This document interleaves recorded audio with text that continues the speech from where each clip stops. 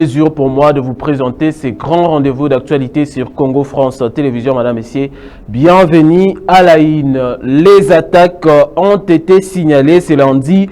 Les positions des FARDC dans la province du Nord Kivu, plus précisément à Massissi et Kilolirwe, sont attaquées par les rebelles de M23. La conférence des Nations Unies sur les changements climatiques qui se tient à Dubaï, COP28, Eve Bazaïba, ministre en charge de l'environnement, présente la situation des crimes environnementaux à Virunga. Encore une fois, merci de suivre ces grands rendez-vous d'actualité sur Congo France Télévision. Madame, Messieurs, bienvenue dans la province du Nord Kivu. C'est aux petites heures du matin de ce dimanche 3 décembre 2023 qu'a eu lieu le retrait du premier contingent de l'EAC. Suivez. Arrivé en bon ordre, dernier garde à vous au pied de l'avion, les soldats kenyans sont sur le chemin du retour. Deux groupes d'une centaine d'hommes ont quitté l'est du Congo depuis l'aéroport de Goma ce dimanche matin. Ce sont les premiers éléments de la force régionale de la communauté de l'Afrique de l'Est à quitter le pays. Depuis longtemps, ils étaient critiqués pour leur inaction par la population locale.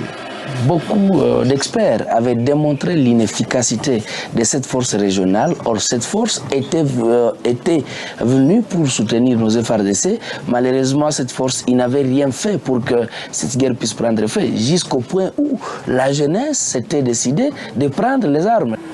Arrivés en novembre 2022, les militaires de la force régionale venus du Soudan du Sud, du Burundi, du Kenya et de l'Ouganda s'étaient déployés pour combattre les rebelles du M23, mais se limiter à créer des zones tampons. Fin novembre, le gouvernement congolais a décidé de mettre fin à cette intervention. Elle compte maintenant sur la communauté d'Afrique australe, SADC, mais son contingent tarde à arriver. À Goma, on craint un peu de se retrouver à découvert face aux rebelles.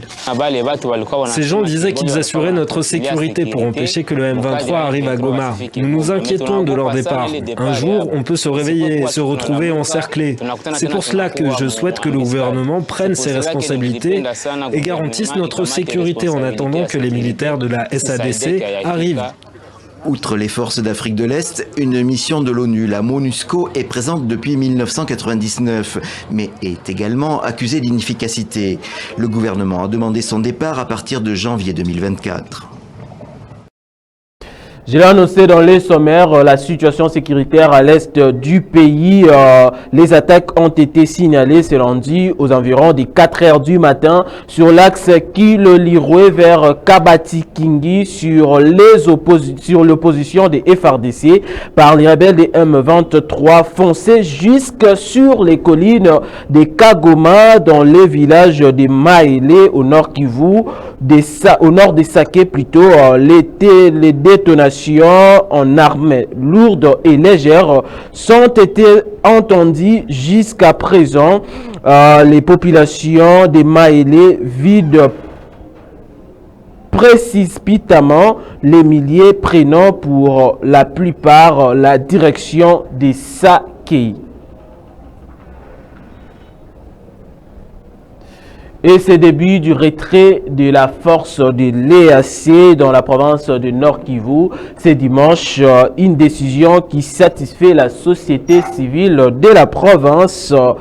Pour son coordonnateur, il est temps pour que les FARDC mettent fin à le fait. Suivez. Nous sommes très satisfaits de ces retraits, d'autant plus que c'est un retrait qui vient répondre à la demande de la population, qui ne trouvait en rien cette force de l'EAC et sa présence ici à l'est de la République. De deux, c'est dire que cette force retourne et laisse la situation pure qu'elle l'avait trouvée. À notre niveau maintenant, nous avons cette obligation, comme nous avons demandé son départ, de nous organiser avec le gouvernement pour mettre en échec cette rébellion nous imposée par le Rwanda sous le label du M23. De trois, c'est dire que les affrontements ont repris effectivement.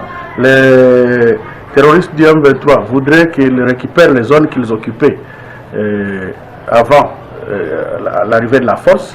Et que donc c'est ça le challenge qu'il y a sur le terrain ce matin, sur Malé, sur Kilolirwe et même sur des collines sur Plomba, Mouchaki. Alors à notre niveau, nous sommes en train d'encourager les forces armées de la République démocratique du Congo de bien vouloir résister à cette tentative-là et repousser hors d'état de nuire l'ennemi parce que ce cessez-le-feu n'aurait plus raison d'être parce que nous avons mis fin au mandat de la force de l'EAC qui venait imposer ce cessez-le-feu-là. Donc c'est à nous maintenant de nous défendre et libérer tous les espaces sous l'emprise de l'ennemi. Et en campagne électorale, le chef de l'État Félix Tshisekedi Tshilombo, accompagné de la distinguée première dame Denise Nyakero, a foulé les sols du siège mondial des Kimbanguistes dans la province du Congo central. C'est vendredi 1er décembre 2023. Plus de détails avec cet élément. À Kamba, sous une pluie battante, Félix Tshisekedi Tshilombo a été accueilli à l'aéroport Papasimo Kimbangu par un comité restreint de l'autorité spirituelle de l'église kimbanguiste. C'est vendredi 1er novembre 2023. Sur place, les candidats numéro 20 à la présidentielle a eu un tête-à-tête avec les représentants légaux et chefs spirituels de l'église kimbanguiste, Simo Kimbangu Kiangani. Les échanges entre les deux personnalités ont tourné autour de la paix et l'unité à cette période électorale. Juste après, l'étiquette de l'union sacrée s'est adressé aux fidèles de ces derniers.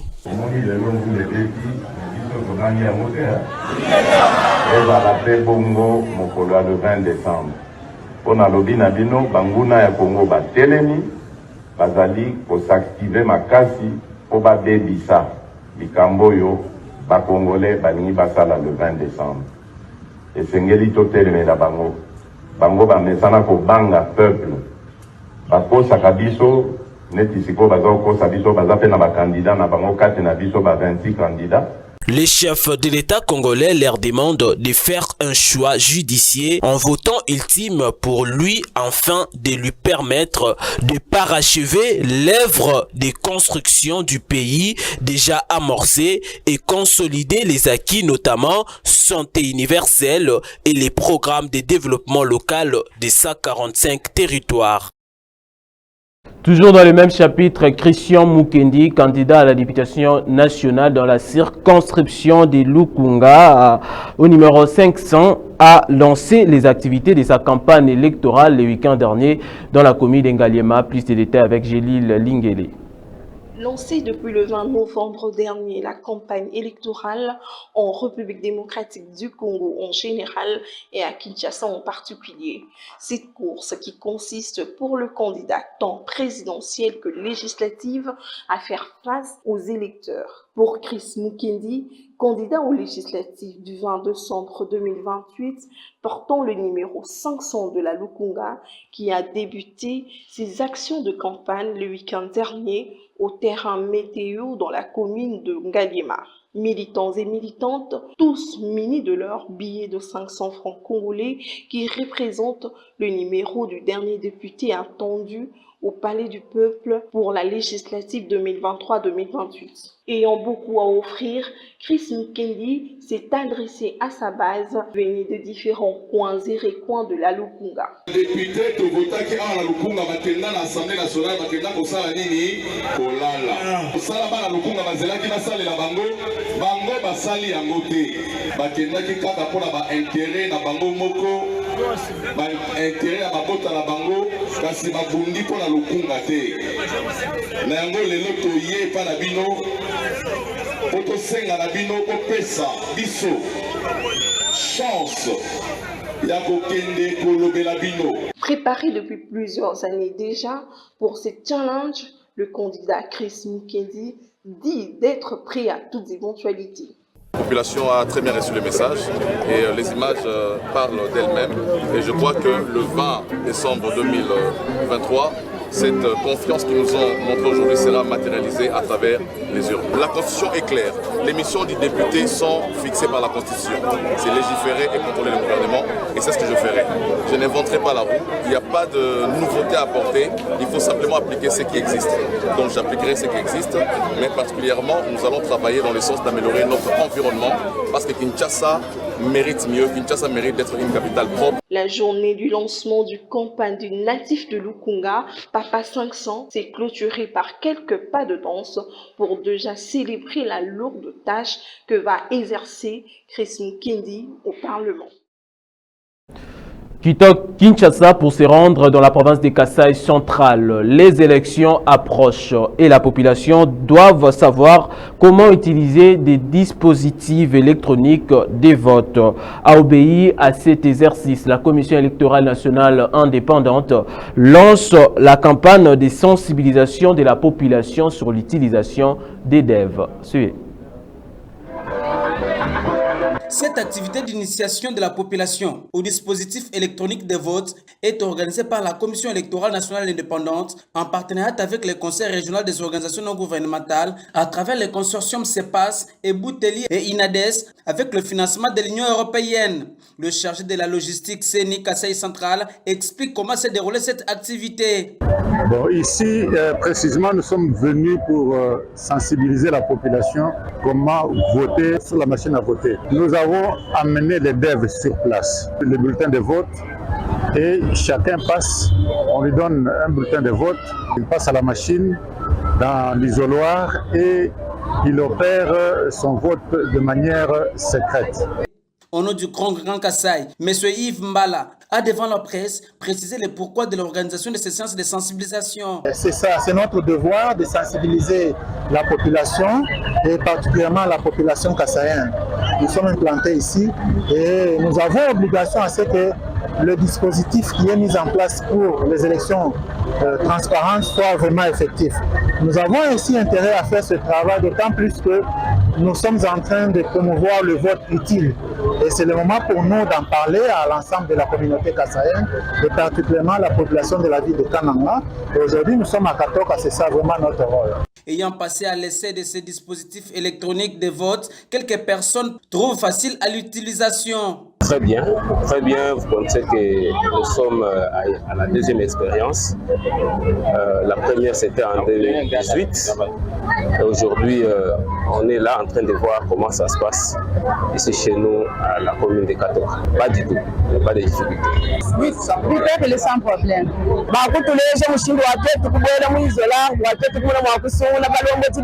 Il faut noter que cette activité sera menée sur toute l'étendue de la province du Kasaï central.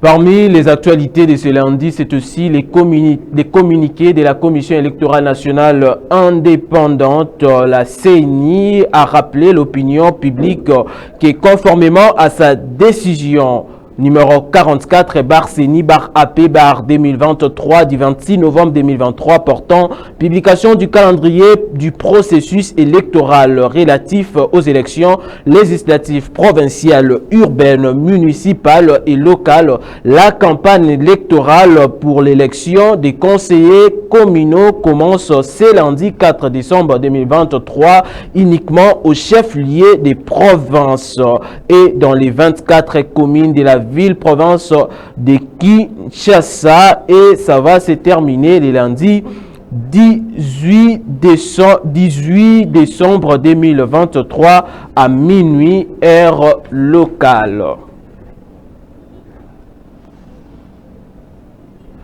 COP28. L'inaction de la communauté internationale à la destruction du parc de Virunga par les M23 a été dénoncée ce dimanche 3 décembre 2023 à Dubaï par les ministres d'État, ministre en charge de l'environnement et développement, présentant les chefs de l'État à ses assises, Eve Bazaïba. Approfondissement du droit pour le climat. Au cours de ces CID events qui a tablé sur la situation des crimes environnementaux perpétrés par les braconniers et par les terroristes, la ministre d'État a épinglé la situation du parc des Virunga, un patrimoine mondial de l'UNESCO en train d'être détruit par des groupes armés dont les M23 aux yeux et au su de la communauté internationale. Chose étonnante pour la ministre de l'Environnement, l'ONU fait croire que les M23 qui a installé ses bases en plein parc des Virunga est bien équipé que les casques bleus. depuis que la RDC fait face aux terroristes et à la demande des Nations Unies pour ouvrir les couloirs humanitaires, tous les génocidaires sont entrés dans notre pays. Et du coup, la RDC est devenue sanctuaire des groupes incontrôlés qui ont détruit l'environnement, qui ont détruit les écosystèmes. Et même les Nations Unies disent que les terroristes ont des armes performantes, puissantes, plus que l'armée réunie des Nations Unies. Alors là, ça nous dépasse. On a toujours cherché un espace comme ça. Nous l'avons obtenu et l'initiative Aïtoulek, la RDC va s'impliquer. C'est pourquoi nous avons, au nom du gouvernement congolais, remis le tableau qui représente la biodiversité, les lions, qui est le vice-premier ministre de l'Intérieur des Émirats Arabes Unis, pour avoir porté cette question. Et dans ma délégation, j'ai une suite de sécurité avec un général mis à ma disposition par le ministère de la Défense comme les corps de protection des parcs nationaux de la République. J'ai épinglé aussi que le parc de Virunga, c'est un aire protégé de l'UNESCO. Comment expliquer que ces parcs deviennent aujourd'hui les sanctuaires des groupes armés incontrôlés, mais qu'on laisse la responsabilité à la RDC seule de faire face? Donc cette initiative, c'est une initiative vraiment louable. Merci. À l'en croire, des rencontres comme la COP28 sont des moments appropriés pour dénoncer la destruction de la biodiversité en République démocratique du Congo. Dimanche 3 décembre 2023, c'était la journée internationale des handicapés. Mettre en lumière des compétences et savoir-faire des personnes vivant avec handicap, l'objectif et l'initiative du Royaume-Uni à travers sa fondation Disability Advocate qui encourage les jeunes défenseurs des droits des personnes vivant avec handicap. 4 jeunes Congolais étaient donc invités par l'ambassadeur du Royaume-Uni à Kinshasa pour une journée de travail comme des ambassadeurs. Suivez. Chance, Aziza, Maître Mbango et son guide font leur entrée à l'ambassade du Royaume-Uni en RDC. Ces personnes vivant avec handicap sont les invités d'honneur de l'ambassadrice Alison King dans le cadre de l'initiative de jeunes défenseurs de droits de personnes vivant avec handicap. Se basant sur la réussite du concept « ambassadeur d'un jour », chacun d'eux passera une journée de travail comme ambassadeur. Une expérience inédite pour Aziza et Chance dont l'handicap physique n'a pas constitué de frein à leur épanouissement dans la peau des diplomates. C'est vraiment une grande joie.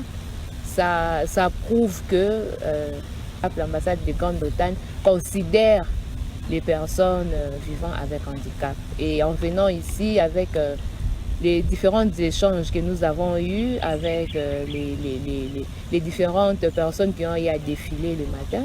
Donc on a beaucoup appris de l'ambassade, on a appris comment fonctionne l'ambassade. C'est vraiment une très belle journée avec l'ambassadrice.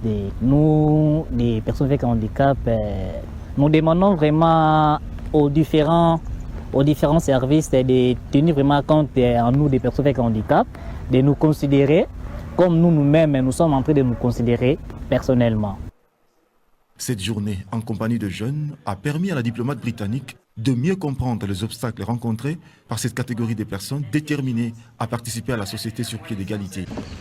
Elle plaide donc pour une action significative en matière d'inclusion des personnes vivant avec handicap dans le cadre de la coopération congolo-britannique. On a décidé de mettre l'accent maintenant sur les personnes vivant avec handicap parce qu'ils sont aussi marginalisés et pas visibles dans la société, pas écoutés. Et de démontrer tout ce qui est possible, pas mettre l'accent sur les handicaps, mais sur leurs intelligences, leurs idées, leurs talents, leur potentiel, leurs capacités. Donc je crois que ça a été déjà une grande réussite pour moi parce que je suis inspirée par les exemples. Le gouvernement congolais, par le biais de la ministre en charge du PVH, salue cette initiative qui vise à soutenir le jeune défenseur de personnes vivant avec handicap de la RDC à l'occasion de la journée internationale leur dédiée, ce qui consolide davantage les relations entre les deux pays dans l'inclusivité. Vraiment un grand merci au Royaume-Uni pour avoir organisé ces cadres est prévu que nous puissions avoir cet échange avec les jeunes, les personnes avec handicap et surtout partager l'expérience, entendre ce qui s'est fait au Royaume-Uni et voir aussi les efforts qui sont menés au niveau de la République démocratique du Congo. Le président Félix-Antoine Tshisekedi Tshilombo, il a mis un accent particulier sur l'inclusion sociale des personnes avec handicap. Licencié en communication pour les uns, avocat de profession pour les autres, ces 4 défenseurs des personnes avec handicap, représentant toutes les associations, ont fait preuve de leadership, ont développé la confiance en soi durant cette expérience qu'ils partageront désormais avec leurs collègues. C'est sur une note de convivialité entre différents représentants des handicapés et le personnel de l'ambassade britannique que s'est clôturée cette journée en faveur du changement et de promotion de l'inclusion de personnes vivant avec handicap en République démocratique du Congo. C'est la fin de cette édition, Madame, Messieurs. Voici les rappels de l'essentiel. Les attaques ont été signalées ce lundi dans la province du Nord Kivu. Les positions des FARDC à Massissi et Kilolirwe sont attaquées par les rebelles des M23. La conférence des Nations Unies sur les changements climatiques qui se tient à Dubaï, COP28, F. Bazaïba présente la situation des crimes environnementaux à Virunga.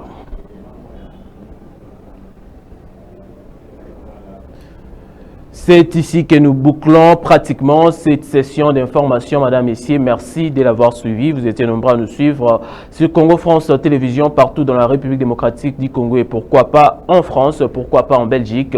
C'était un réel plaisir pour moi de vous présenter ces grands rendez-vous d'actualité. Un grand merci à l'équipe technique et l'équipe rédactionnelle. Restez branchés sur la suite des programmes de Congo France Télévision. L'actualité continue. Bonsoir chez vous.